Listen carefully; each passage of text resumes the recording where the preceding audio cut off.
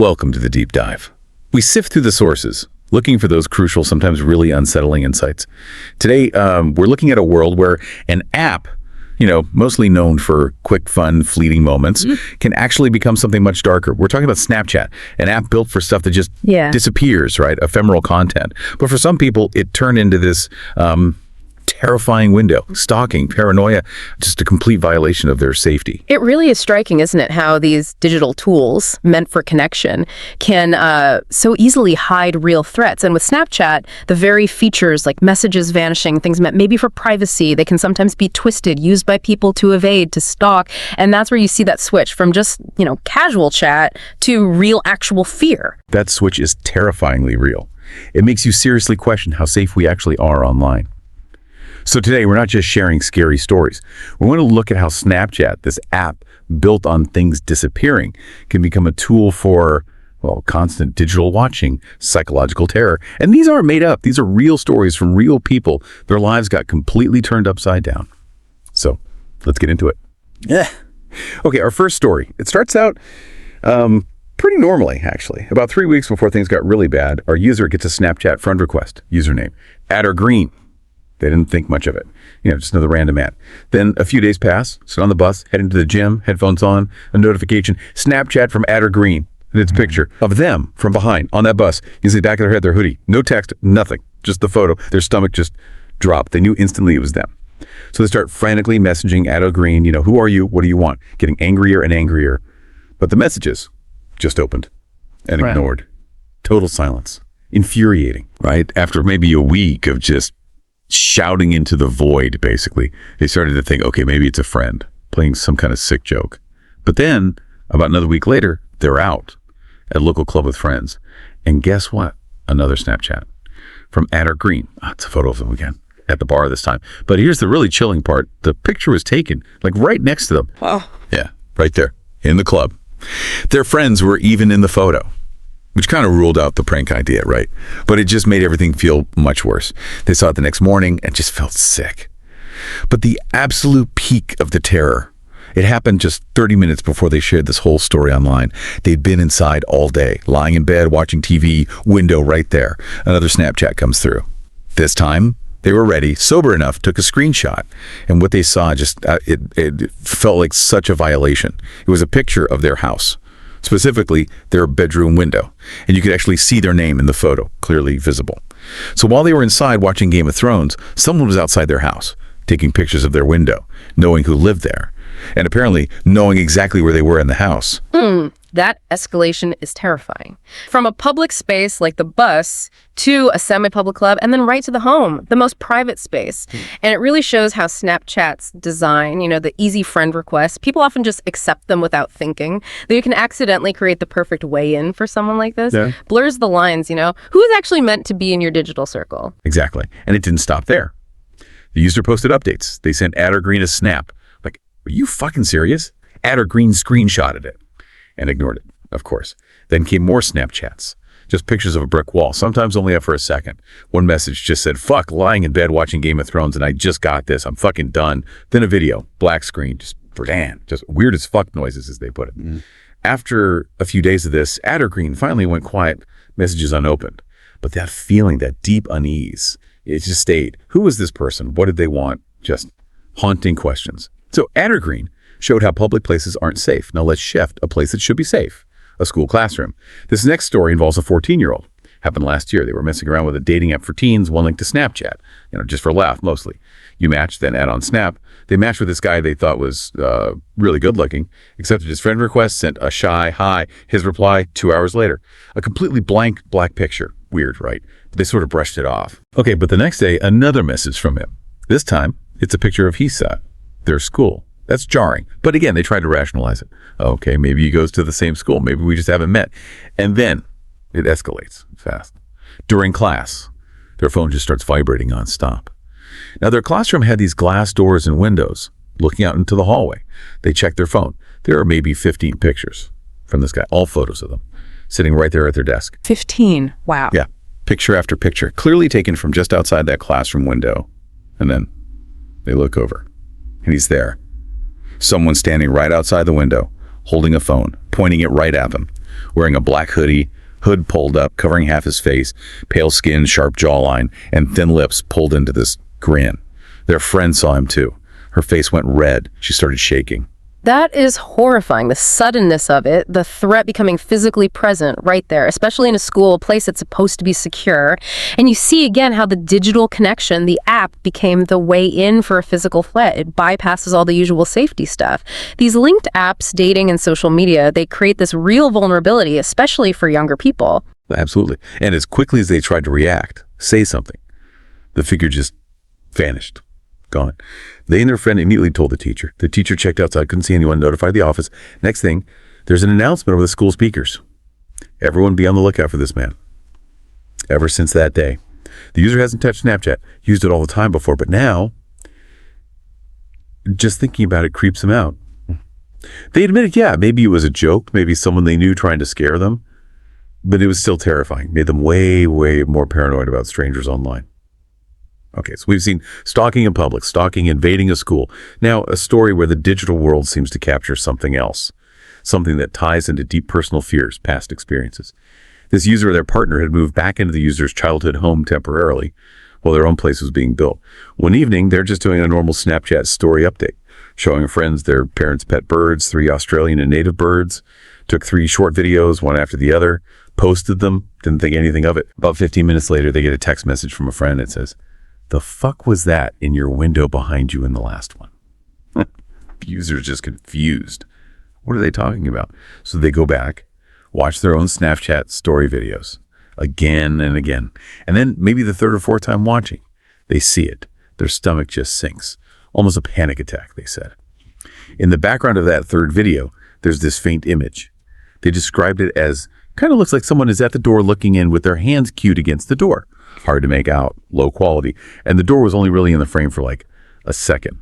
But whatever it was, it definitely wasn't there in the first video, where the door was clearly visible. And they were the only person home. And this door, it leads to the backyard. The only way to get there is through a single gate, which was locked. That's profound.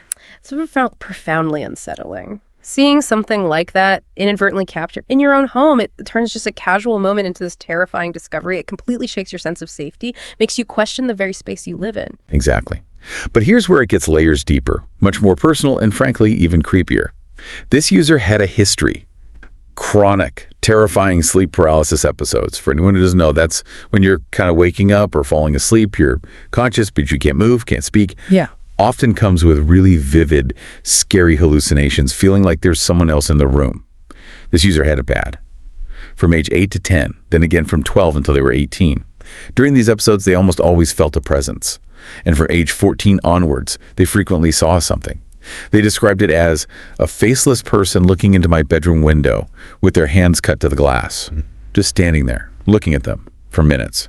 They said they never got used to it.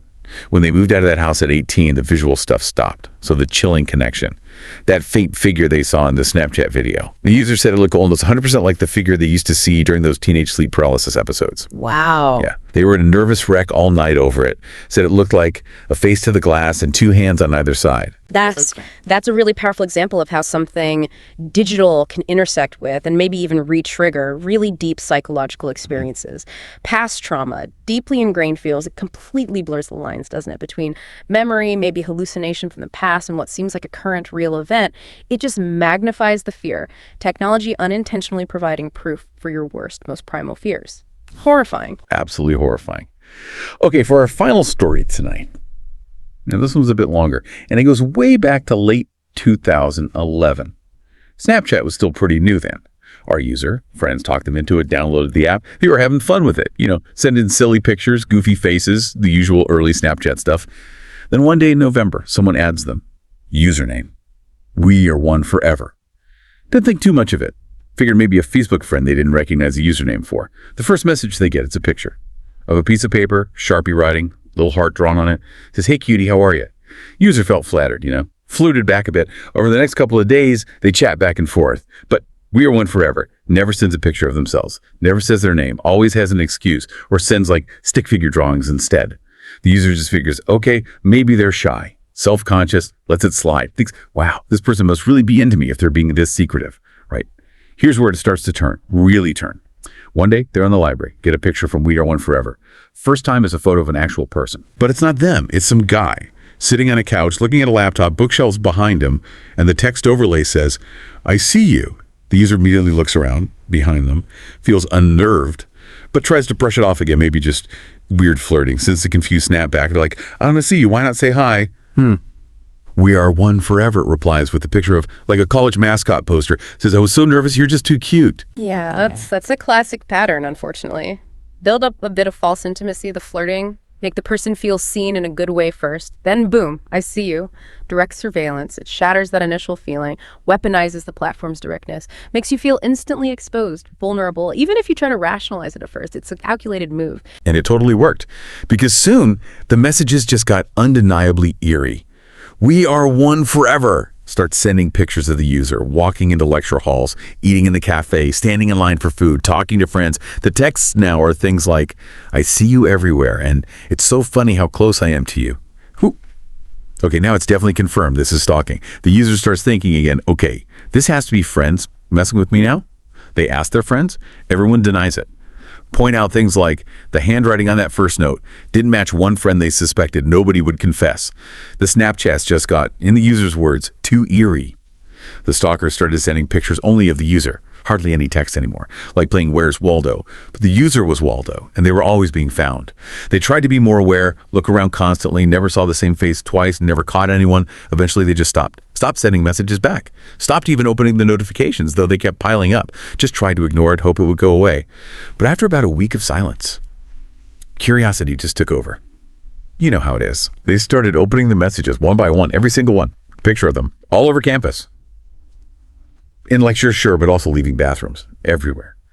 They just couldn't understand how this person was following them like this. Yeah. And that broke them. They became, as they put it, actually paranoid. Decided, right, I'm staying in my dorm room, only left once that day, just to grab a sandwich, trying desperately to avoid any more Snapchats. That night, couldn't sleep, mind racing, thinking about all those pictures. Finally, eventually drifted off. The next morning, they wake up, check their phone, almost 50 new messages from We Are One Forever, all sent while they were asleep. Oh no. And the most recent ones, they weren't pictures, they were videos. What they saw next, it's utterly horrifying. Opens the first message. It's dark, hard to make out at first, but there's this bright light on something. By the 20th picture or so, their eyes adjust. They realize it's someone lying in bed. Their heart just starts pounding. The more recent messages are closer views, confirming their worst fear. And then the videos, oh God, the videos, only 5 of them, but they showed these really uncomfortable close-ups of the person's sleeping face, lit up by a flashlight. And you could hear this background noise, like noisy, silent audio, they called it. It was their sleeping face. They just broke down. Immediately called the college police. Being watched, filmed while you're asleep in your dorm room, a place that has to feel safe. It's the ultimate violation, isn't it? The psychological trauma from that, it goes way beyond just being scared in the moment. It destroys your fundamental sense of security. It makes everywhere feel unsafe.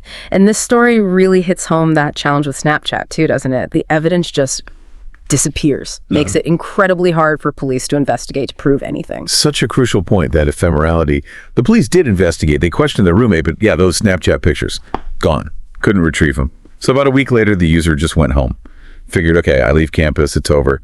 Thought they were finally safe. But then the final gut punch detail after they got home. Convinced it was all behind them. They get one last Snapchat from We Are One Forever.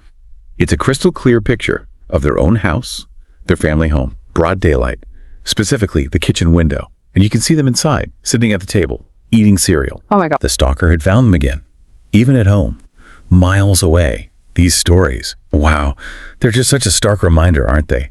How vulnerable we can be when digital connections go wrong. An app meant for fun, for things that vanish, becomes this tool for genuine terror, exposing people to stalkers who seem to know everything, even inside their own homes. Indeed. They're powerful case studies. They highlight not just the hidden dangers online, but how specific features, easy ads, location sharing, maybe disappearing content can actually be exploited. It really underscores the need for, well, constant awareness, understanding your privacy settings, being incredibly cautious about who you interact with online. Because yeah, what seems harmless can escalate so fast into something truly terrifying and deeply personal. Thank you for joining us on this pretty unsettling deep dive today. These stories really force you to think about digital safety, the boundaries we set or maybe don't set online. Please be vigilant out there. Stay safe. Think about your own digital footprint. If these stories, these insights into digital dangers resonated with you and you want to understand more about the realities behind our apps, then please join our community. Like this deep dive, share it. Let's get these conversations started, and definitely subscribe to our channel, Docx, for more explorations into the unsettling. We'll leave you with this thought. In this world full of screens connecting us, what or who might be watching from just outside your digital window? Or maybe even your physical one?